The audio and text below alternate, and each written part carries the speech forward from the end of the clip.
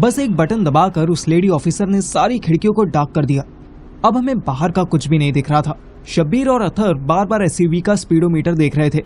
गाड़ी के around 90-95 meals per hour की स्पीड क्रॉस करते देख अतर धीरे से बोला, इतने बढ़िया हाईवे पर भी इनसे 100 की स्पीड में गाड़ी ही नहीं चल रही है। मैं होता तो बाइक को 120 पे दौड़ाता। शब्बीर ने चमचों की तरह उसकी हाँ में हाँ मिलाई। सही बात है भाई, हमारे मुल्क में तो ऐसा रोड ही नहीं है, तब भी हम 80-90 पे भगा देते हैं। हाँ वही ना, इन पे 8 लेन हाईवे होने के बाद भी 100 पे नहीं भाग रही। छी। अबे चूतियों, जिस वक्त स्पीड का चैप्टर पढ़ाया जा रहा था तब तुम लोग क्या डंडा मार के टायर भगा रहे थे? गधो, ये माइल्स पर आवर की स्पीड शो रही है, किलोमीटर पर आवर की नहीं। है? स्पीड भी 2-2 होती है? भाई मुझे तो लगता है कि तुम्हारा दोस्त हमें बना रहा है। स्पीड तो एक ही होती है, जू करके 100 की स्पीड से। चुप, बिल्कुल स्पीड एक ही होती है पर उसके यूनिट्स अलग अलग होते हैं। इंडिया पाकिस्तान में किलोमीटर पर आवर से स्पीड नापी जाती है, यहाँ माइल्स पर आवर से। 100 माइल्स का मतलब होता है 160 किलोमीटर पर आवर की स्पीड। ओ, मैं समझा नहीं भाई। ओह अच्छा, मैं समझ गया। शोएब अख्तर भी 100 माइल्स की स्पीड से बॉल फेंकता था ना?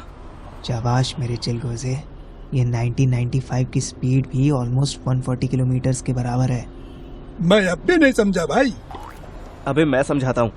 जिसे हम लोग 150 कहते हैं ना, उससे ये चूतिए 100 कहते हैं। हैं? ऐसा क्यों करते हैं? अबे क्योंकि हमारे देश से छोटे हैं ना, लिटिल पीपल, सोची छोटी है इनकी। फिर ये 150 की स्पीड देख के डर न जाए, इसीलिए उसे 100 कह देते हैं, समझा? अतर की फुद्दू पने वाली बात पे शब्बीर ने उछल के ताली बजाई। वाह भाईजान, कितने स्मार्ट हो तुम, बल्ला। अबे ए, कीप क्वाइट। लेडी ऑफिसर ने हेडमास्टर की तरह हमें डांट दिया। हम तीनों सहम कर चुप हो गए, पर हमें ज्यादा देर तक चुप नहीं होना पड़ा क्योंकि 2 ही मिनट बाद एसयूवी स्लो होने लगी। हम एक हॉस्पिटल के सामने रुके। अरे ये हमें एडवांस में हॉस्पिटल क्यों ले आए? भाई एडवांस मतलब? अरे मतलब पहले हमारी ठुकाई करते फिर हॉस्पिटल ले जाते तो समझ भी आता। ये डायरेक्ट हॉस्पिटल क्यों? चुप हो जाए यार, श्रेयसी हॉस्पिटल में होगी ना? ओ हाँ, जल्दी चलो ऑफिसर। हॉस्पिटल की बिल्डिंग देखकर हम तीनों की आंखें फटी रह गईं। अगर उस बिल्डिंग के बाहर हेल्थ केयर नहीं लिखा होता तो कोई उसे हॉस्पिटल नहीं होटल ही कहता। हम अंदर घुसे तो देखा कॉरिडोर शीशे से भी ज्यादा चमक रहा था। फ्लोर टाइल्स इतनी साफ थी कि अपना मुंह देखा जा सकता था। हॉस्पिटल के अंदर एक ही रेस्टोरेंट और जिम था।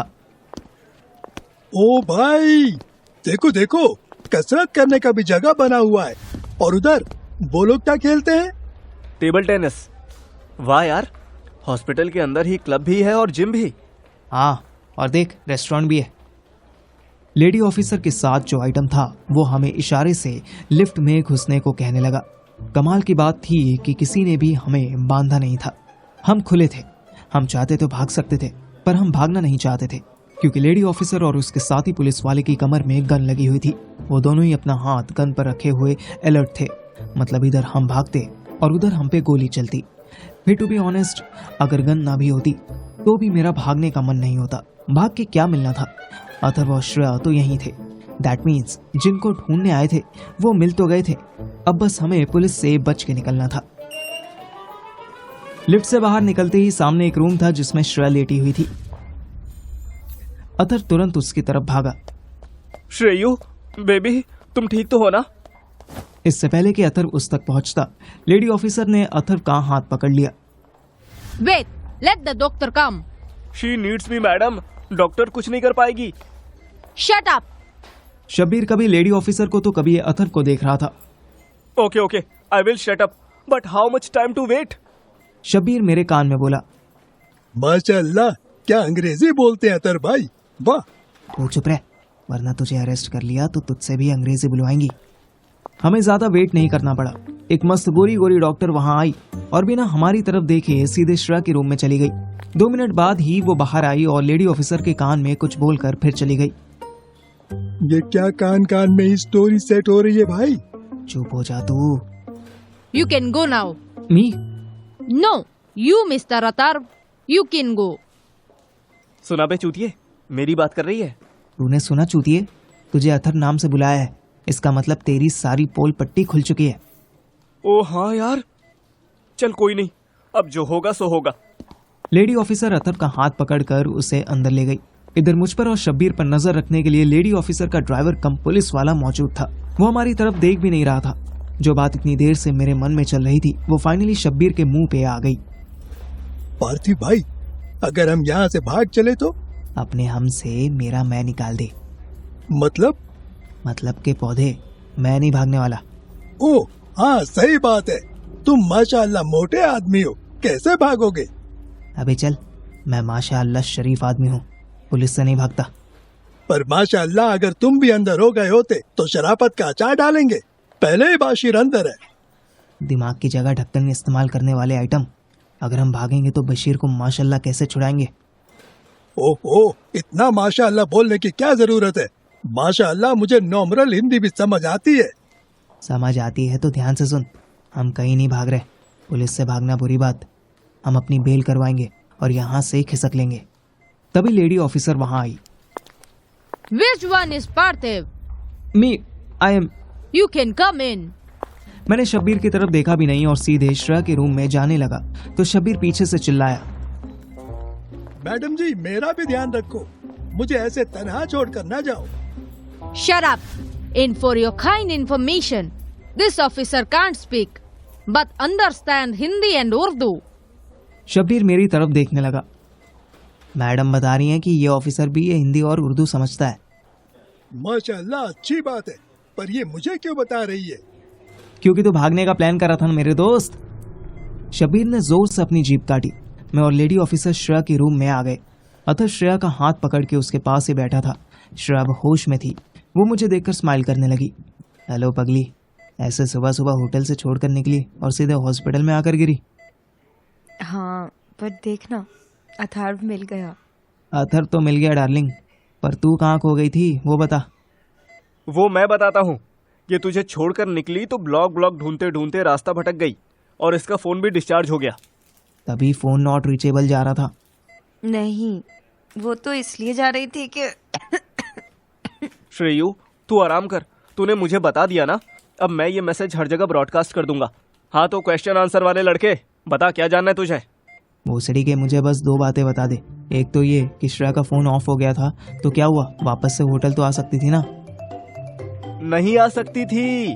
जब इसका फोन ऑफ हो गया और ये रास्ता भटक गई तो ये किसी से एड्रेस पूछने लगी, बस वही काम हो गया।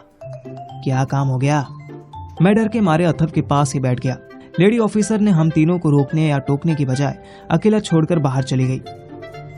काम ये हो गया कि कुछ भोसड़ी वाले हरामजादे लड़के हैं यहाँ, राउडी राठौर समझते खुद को।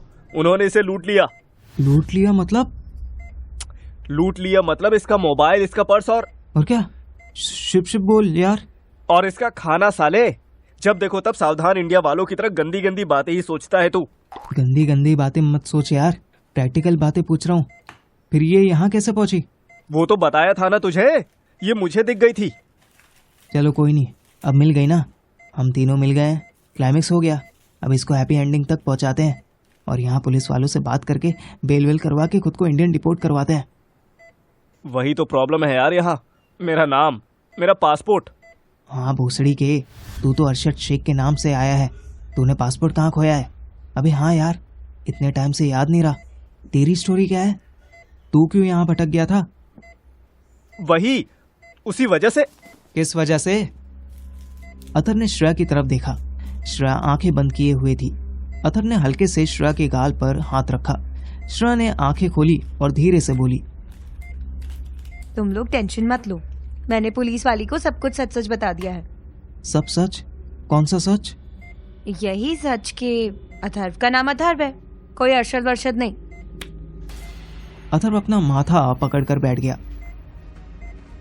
ये तूने क्या किया श्रेया? ये तूने क्या कर दिया?